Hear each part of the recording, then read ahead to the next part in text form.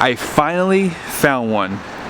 This is a really hard to find spec, and I borrowed it from Seiner Chevrolet here in Salt Lake City. It is available for sale. Let's go ahead and check out the wind sticker to see why it's so special. At the very top is the description with the colors, and then here is a short listing of the standard equipment. Be sure to pause to see more. Now, base price is going to be $62,600 for this LTZ, and here are all the options. It has a lot, by the way, too. So it has a Duramax diesel, LTZ Plus package, and it has the power retractable running board for $22.95.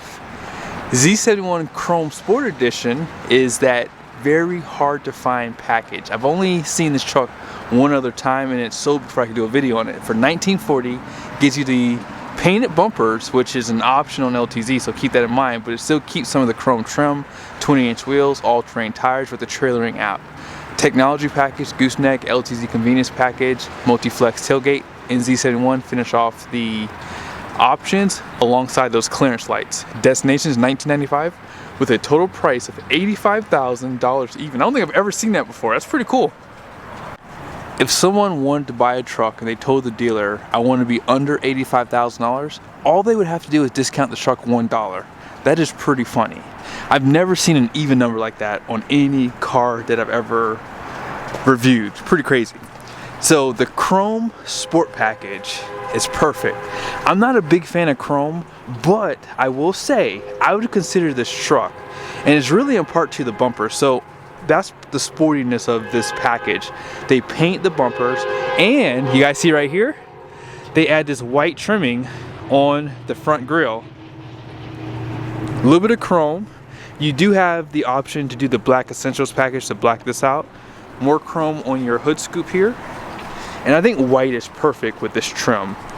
Now down below you guys see the parking sensors, and you're gonna have the premium lighting, so you have full LED headlights, reflective style LED fog lights, more chrome here in the center, black recovery hooks, and then they do provide that camera on the front end.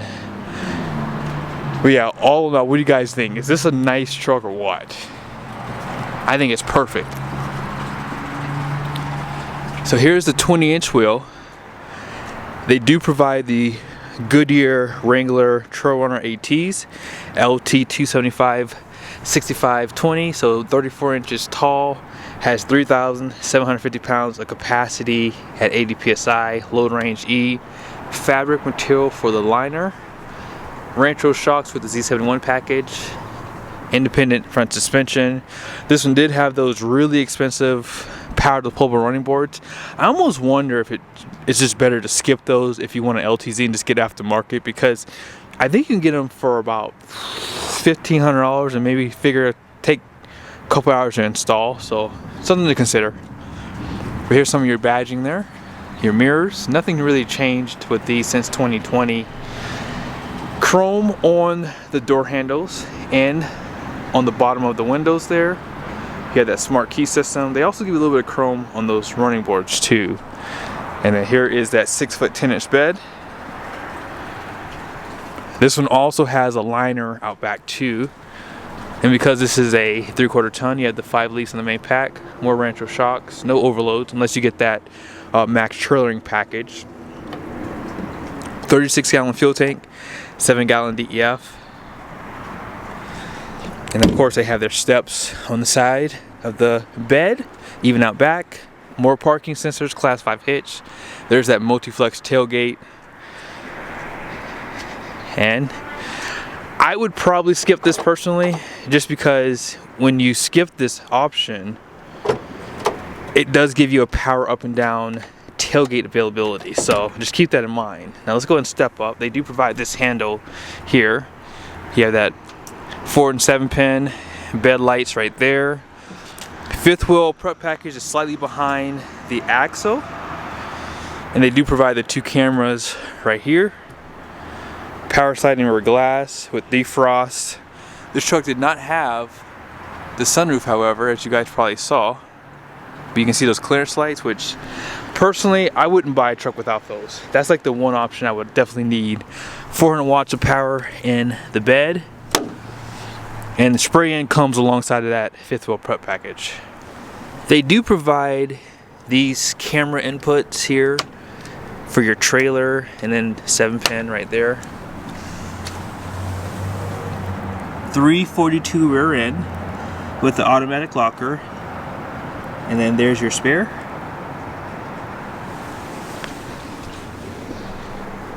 And then here's a side view of the truck. Nothing new for 2025. They did all the updates last year, and one thing I will give props to for GM, they're the only truck that has a functional hood scoop in the HD segment. I am very shocked that the other two don't. I mean, with all the kind of power that these trucks put out, you would think that would be something that would be nice to add. But nevertheless, 470 horsepower is beating Ram, but behind both of the Fords, 2 diesel options, and 975 pound-feet of torque, which is last place. But as I've said in many other videos, the way that the Duramax puts the power down, it's pretty close if you're looking at it on a speed perspective. Now, all that power goes to a 10-speed stamp-approved Allison, has deep gears. Also, they're using the Denso fuel pump and injector, so I think this is one of the most reliable options on the segment. And hey, if it ain't broke, don't fix it. I think that's kind of why GM has added some reservations to bigger horsepower and bigger torque, because it seems like the CP4 is the way to go if you're going to be making big power. And I think with where they're keeping their torque numbers and everything, I think the Denso is more than adequate to keep up with this truck. So here's that Gideon interior. This one has the Bose sound system and has all your power functions for your mirrors, auto up and down for the front windows, auto down for the rear, seat memories right there. And if someone owns a 2024, can you answer this question for me? I don't remember this being here. Is this new for 2025, or did they always have wood there? I'm thinking that I thought they had leather there, but maybe they've always had that wood treatment for LTZ. You guys see that satin finish right there on the side? It looks really good. 10-way seat, including lumbar. Here's some of your controls on the side with your heads up. Like the piano black that they give you. See, when you don't touch this typically, it will look better long term. You just can't wipe it with just anything. You probably want to use a very clean, slightly damp microfiber to clean this off. But yeah, on the dash here, all this is soft touch. This is all hard plastic though, for the most part. But yeah, soft touch, and then again more soft touch there, but down below, hard plastics. No surprise. Here's the passenger side. On the dash, you have that light color. I guess you can call that the Gideon, right? Grab handles here. And there's your truck camper loading information. So they're saying 2,270 pounds for their bed camper. I'll show you guys the payload here in a second. A little bit of storage there. Now on this side, 10-way seat. Perforated leather, by the way. And then out back,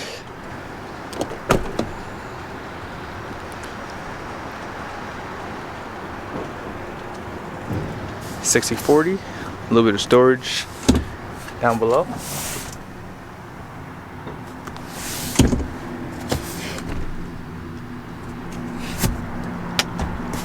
A lot going on back here. You guys can see the roof here.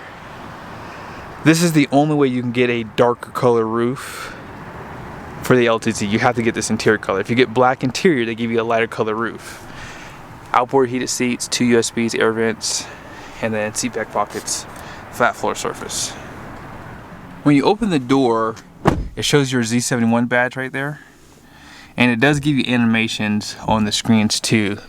But for some weird reason, it didn't work that time. Let's try it one more time. Nope, didn't work. But when you go to start it up, as you guys saw in the window sticker, this truck did not have the high idle switch.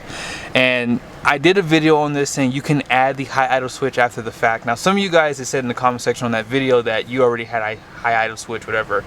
Now obviously you do have high idle on this truck. If you go to vehicle or settings vehicle and you go to climate, you can click on enhance heating, and you see there, it will high idle the truck.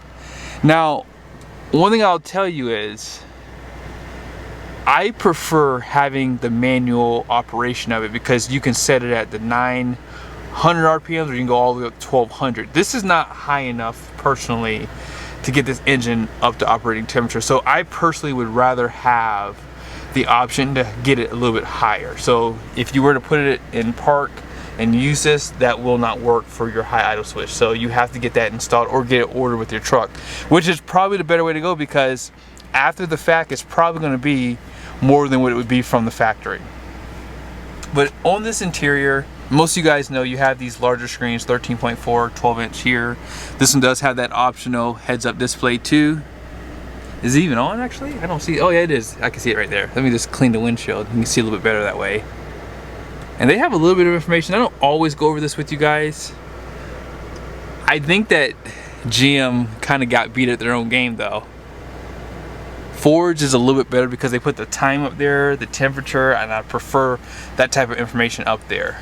Now, with that being said, you guys can see here's a few of the things that you can enhance on the truck. So if you want your automatic heated seats to come on, your ventilated and cool seats to come on, all that can be set up. Auto rear defog, and your collision and detection system. Here's a few things that you can turn on and turn off.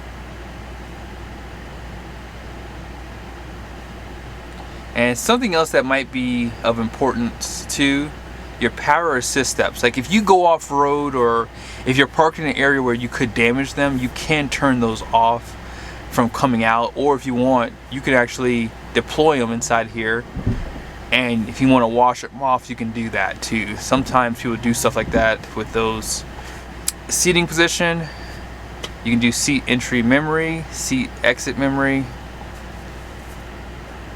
your trailering, you can turn signal activated view on, trailer length indicator, jackknife alert, bed view camera lighting. Now I think with the jackknife alert here, you have to be conventionally towing. If you're doing it with a fifth wheel or gooseneck, it doesn't really work with that. And it says here, this alert only works with enclosed trailers and conventional hitches. So yeah, so if you want this to work, it won't work with your fifth wheel. And that's pretty much it. I mean, those are probably the biggest things I don't normally go over in these videos. I do so many of them. I try to change it up just a little bit. Sorry about that, my camera's trying to focus here. But this menu here can be customized. I personally like putting like my Apple CarPlay right there. You can also put your cameras inside of here. If you put it in reverse too, you know, on the topic of your cameras, you have that 360. You also have your bed view camera. It does turn on the lights. You can actually disable that too if you like. You can zoom in. Now if you want the backup line, you have to hit this one here and it will come up for you. You can turn it back off if you like. And then they have these camera views as well. And exhaust brake, single stage. You have your lane keep assist alert. You can disable those parking sensors. You can drop the tailgate, caution lights, traction control, and then downhill assist. All your climate control buttons are outside of the screen, and I think some people prefer this. They still give it to you here, but I will say, I'm willing to bet you in the next full redesign, you're gonna just have this here. They're gonna probably get rid of this down below. 2 USBs, trailer brakes right there, push button start. Did I already mention that? And then you have this open storage with cup holders, wireless charger, 2 more USBs, 120 volt power plug on this side. So you have 2 in the truck, or you have 2 total with this truck. 1 inside here, and then 1 in the bed. And then you have this storage with removable tray. At the very top, you guys see that rearview mirror has a camera. Home link, you can slide that rear glass open. LED interior lights. Lastly, vanities. Let's go ahead and check out the payload on this truck. Gross axle weight rating out front is going to be 5,600 pounds. The rear is 6,600 pounds. Gross vehicle weight rating is going to be 11,300 pounds. Did they lower that? I thought it was 11,350. So it looks like they lowered that by 50 pounds. It was 11,350, now it's 11,300. Interesting. 20 by 8.5 wide wheels. All in payload is 3,020 pounds. Curb weight is 8,280. And this truck has a gross combined weight rating of 27.5, 18.5 conventional towing, and 19.1. Those numbers are all the same for this truck. And then here's that yellow sticker showing the payload again, and the tire pressure, 60 out front, 70 in the rear. That's interesting that they dropped that by 50 pounds. Now, obviously you have the max trailering package, and I would, if I was getting a 3/4 ton truck now, I would 100% get that, because, yeah, I mean, you lost 50 pounds on this truck, and I'm not sure why. I might have to go do some research on that, but let me know your thoughts on this trim level with this package. I think it's a winner, and if you would like to purchase it, it's available. Later.